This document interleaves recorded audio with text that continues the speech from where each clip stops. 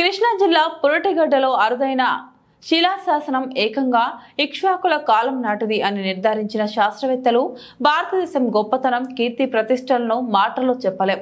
మన దేశ గొప్పతనాన్ని చరిత్రను తెలియజేస్తూ రాజుల కాలం నాటి పరాక్రమాలను అప్పటి పరిస్థితులను చెప్పుకోదగ్గ విషయాలను శాసనాలుగా శిలాఫలాలుగా ఏర్పాటు చేస్తూ ఉంటారు. కాలక్రమంలో అవన్నీ మరుగున పడిపోయాయి. కానీ పురావస్తు శాస్త్రవేత్తలు పుణ్యమా అని ఇప్పటికీ అరుదైన శిల్పాలు బయలుపడుతూనే ఉన్నాయి. తాజాగా కృష్ణా జిల్లాలో కూడా ఒక అరుదైన ప్రాకృతి శాసనం ఒకటి లభించింది. అది ఇక్ష్వాకుల కాలం నాటిది అంటూ పురావస్తు శాస్త్రవేత్తలు వెల్లడించారు.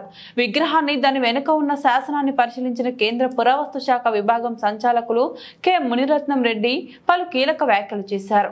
ఈ శాసనం చాలా పురాతనమైనదిగా ప్రకటించారు.